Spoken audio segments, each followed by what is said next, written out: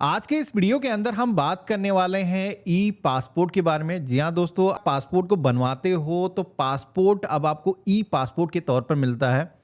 तो आज के इस वीडियो के अंदर हम यही बात करने वाले हैं कि ये जो नया ई पासपोर्ट है, ये नॉर्मल पासपोर्ट से किस तरीके से डिफरेंट है, इसके अंदर क्या ऐसे फीचर मिलते हैं जो इसको खास बनाते हैं। तो इस वीडियो के अंदर हम ये भी जानेंगे कि क्या ये ई पासपोर्ट आने के बाद में पुराने जो पासपोर्ट हैं वो बेकार हो जाएंगे, हमें एक नया पासपोर्ट बनाना होगा और किस तरीके से बनेगा। ये सारी इंफॉर्मेशन इस वीडियो के अंदर आपको मिलने वाली है। तो सबसे पहले तो आपका एक डाउट यहाँ पर क्लियर कर देता हूँ। मैंने कई सारे लोगों की कमेंट देखे कि ई पासपोर्ट यानी कि डिजिटल कॉपी आपको मिलेगी, जिस तरीके से ई पैन कार्ड होता है, ई आधार कार्ड होता है। तो देखो यहाँ पर ई लगा हुआ है, इसका मतलब कुछ और ही है। यहाँ पर जिस तरीके से आधार पैन डाउनलोड कर पाते हो उस तरीके से आपको पासपोर्ट नहीं मिलेगा। लेकिन यहाँ पर इसके अंदर ई का मतलब क्या होने वाला, तो यहाँ पर गवर्नमेंट ने जो नया ई पासपोर्ट अभी जारी किया है, तो इसके अंदर जो सिक्योरिटी है इसकी और बढ़ाई है। इसके अंदर एक चिप अभी लगाई गई है, इसी वजह से इसका नाम हो गया है ई पासपोर्ट। यानी कि पासपोर्ट उसी तरीके से आपको पेपर की जो बुकलेट मिलती है आपको मिलने वाली है, लेकिन इस पासपोर्ट के अंदर अब एक नई चिप लगी रहेगी जिसके अंदर आपका जो डेटा है वो स्टोर रहेगा। जैसे कि बायोमेट्रिक हो गई, आपकी जो फिंगरप्रिंट ली जाती हैं, आइरिस हो गया, इसी के साथ में आपका फेस जो होता है, फोटो होती है, जितनी भी इंफॉर्मेशन पासपोर्ट पर प्रिंटेड होती है वो सारी इंफॉर्मेशन यहाँ पर डिजिटल तरीके से इस नए ई पासपोर्ट पर एक चिप के अंदर स्टोर रहेगी, वो भी एक इनक्रिप्टेड फॉर्मेट में। यानी कि यहाँ पर ये जो डेटा है इससे कोई भी छेड़छाड़ नहीं कर पाएगा। वैसे तो पासपोर्ट पहले से ही इतना सिक्योर होता है, इस पर जो इंफॉर्मेशन होती है उसको चेंज कर पाना पॉसिबल नहीं होता, कोई कॉपी इसकी नहीं बना सकता। लेकिन ये जो ई चिप है लगने के बाद में ये जो इसकी सिक्योरिटी है और भी बढ़ जाती है।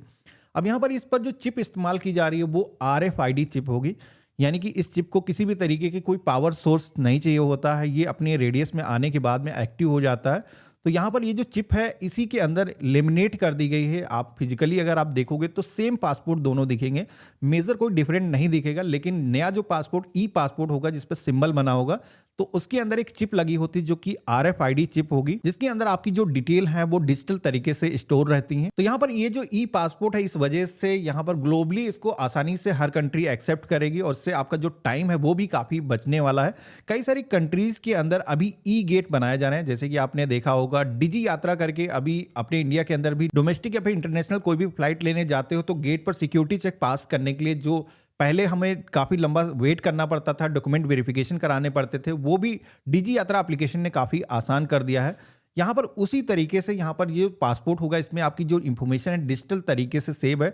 तो यहाँ पर ई गेट जो होंगे वहाँ पर आप अपना जो ऑथेंटिकेशन है आसानी से कर पाओगे। अभी जो ई पासपोर्ट का कॉन्सेप्ट है, ऐसा नहीं कि इंडिया के अंदर ही पहली बार लागू हो रहा है। ई पासपोर्ट पहले से कई सारे डेवलप कंट्रीज के अंदर ये जो पासपोर्ट हैं चल रहे हैं, जैसे कि US हो गया, स्पेन हो गया, मलेशिया हो गया। तो इन सारे देश में पहले ही पासपोर्ट इस तरीके से जारी किए जा रहे हैं और अभी इंडिया के अंदर भी ई पासपोर्ट जारी होना शुरू हो चुके हैं। अब पुराने पासपोर्ट के मुकाबले अगर हम इसकी बात करें तो इसकी जो स्कैनिंग है वो ई पॉसिबल होगी। यानी कि आप जब मशीन पे उसको रखोगे तो आपकी जो इंफॉर्मेशन है वो आपके स्क्रीन पर सामने आ जाएंगी। और पहले वाले पासपोर्ट पर ये सारी चीज़ें मैनुअली करनी पड़ती थी, इस वजह से काफ़ी समय लगता था। यहाँ पर सिक्योरिटी काफ़ी इंप्रूव हो जाएगी और ये जो डेटा है इंक्रिप्टेड फॉर्मेट पे है, यानी कि इसकी कॉपी कर पाना बिल्कुल ही इम्पॉसिबल होगा। पहले से पासपोर्ट इतना सिक्योर होता है और आज की डेट में इस तरीके की धोखाधड़ी कर पाना बिल्कुल ही पॉसिबल नहीं है। तो यहाँ पर इसके जो मेजर बेनिफिट आपको मिलने वाले हैं, एक तो इंप्रूव हो जाएगी काफ़ी सिक्योरिटी, फ्रॉड यहाँ पर होने से काफ़ी पॉसिबिलिटी कम हो जाएंगी। यहाँ पर क्विक और कॉन्टेक्टलेस प्रोसेस से इमिग्रेशन प्रोसेस कंप्लीट किया जा सकेगा।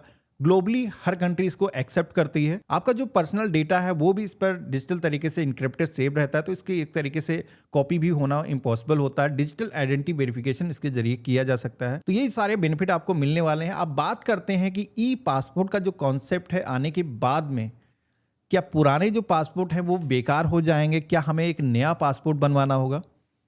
तो देखो ऐसा नहीं है कि पुराने जो पासपोर्ट हैं वो वैसे ही काम करने वाले हैं। पुराने पासपोर्ट को आपको कुछ भी करने की ज़रूरत नहीं है।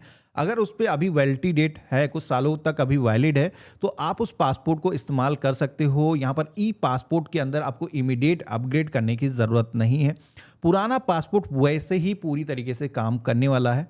लेकिन अगर आपका जो पासपोर्ट है वो एक्सपायर हो चुका है, उसको रिन्यू करना है तो आप रिन्यू कर सकते हो। अब जो नया पासपोर्ट आपको मिलेगा वो ई पासपोर्ट मिलने वाला है।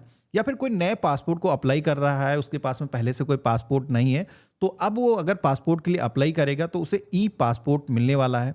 अब बात यहाँ पर ये आती है कि क्या पासपोर्ट को बनाने का जो प्रोसेस है वो भी चेंज हो जाएगा। तो बिल्कुल नहीं, पासपोर्ट को बनाने का जो प्रोसेस है पुराना ही काम करेगा। हालांकि पोर्टल पर इंटरफेस के अंदर थोड़ा सा चेंजेस हुए हैं। अगर आपको एक नए पासपोर्ट के लिए अप्लाई करना है तो इंटरफेस बिल्कुल ही पहले से डिफरेंट मिलेगा। तो इसका जो वीडियो है मैंने रिकॉर्ड कर लिया है, 1 से 2 दिनों के अंदर मैं चैनल पर डाल दूंगा, जिसे देख करके आप किस तरीके से ई पासपोर्ट के लिए अप्लाई करना है जान पाओगे। हालांकि प्रोसेस वैसे ही रहेगा, थीम थोड़ा सा चेंज हुई है तो मैं बता दूंगा कैसे आपको अप्लाई करना है। बाकी पासपोर्ट पुराना अगर आपके पास में है, वैलिड है, तो आप उसे इस्तेमाल कर सकते हो। अभी आपको इमीडिएट अपग्रेड करने की जरूरत नहीं है। आज का वीडियो आप सभी को कैसा लगा मुझे कमेंट बॉक्स में लिख करके जरूर बताना। चैनल पे नए हो तो सब्सक्राइब करना। आप इस वीडियो को अपने फ्रेंड और फैमिली में शेयर करना, जिससे कि उनको भी ई पासपोर्ट के बारे में पता लगे। और हम मिलते हैं ऐसे ही एक नए वीडियो में। तब तक के लिए गुड बाय, जय हिंद।